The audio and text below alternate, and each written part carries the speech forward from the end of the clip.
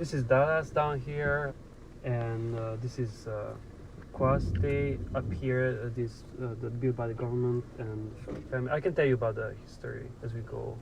And down there by the rail tracks, we'll go down here by the dump, go around this area, and then come back by the rail, and then you'll see the other community.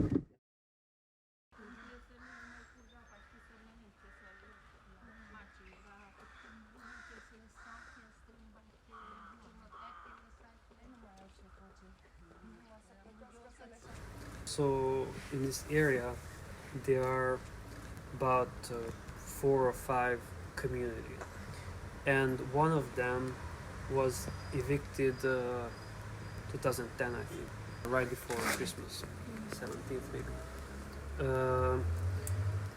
So those families received housing built by the government illegally, by the way, because you can't build anything right next to garbage dump because it's so toxic, the soil, the air. But the government illegally built some houses too because they wanted to get rid of them. Just this general attitude that the city does not belong to them the way it belongs to us, because they've been these forced evictions and stuff. This is city belongs to us. You have no place here. This is kind of the general attitude that they have to face.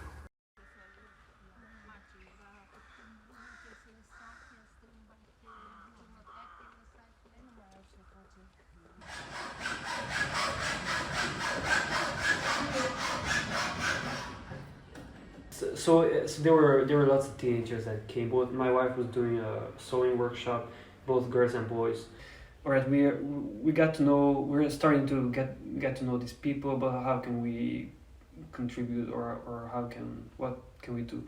And she had been studying accessory design in New York, and I was interested in carpentry,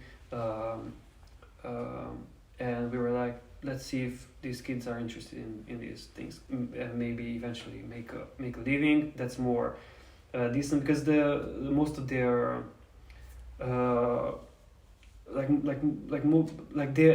they live right next to the garbage dump, and that's where a lot of the families have their income from.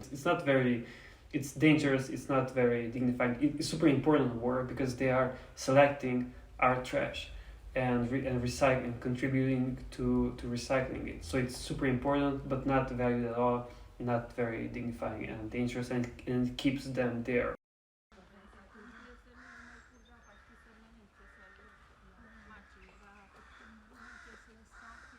So the 4 of them, with his sister's boyfriend, and their 2 daughters, they all live in one small hut, like 8 person, one small space, and it's getting harder and harder, and they received a small, like a 12 square meter little room next to his parents' place, which is not big, but it's much better because it will be just them. They don't have to share the space, and because they are close to his parents, so his parents can help out with the kids more and stuff. So they are still in the process of like renovating and moving in. Now we are all the time online looking for like couches that are for donation.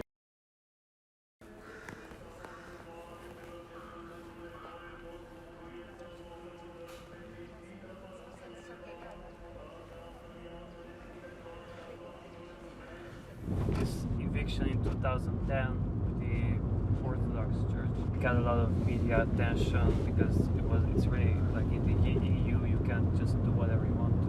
Apparently we can, but yeah, still okay.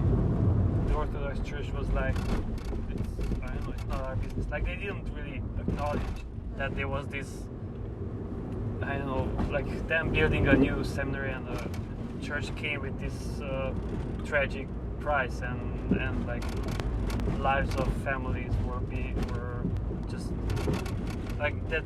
Like I don't know that they really acknowledge that this happened. So that's the seminary, then the church. So you can see the little cross up there.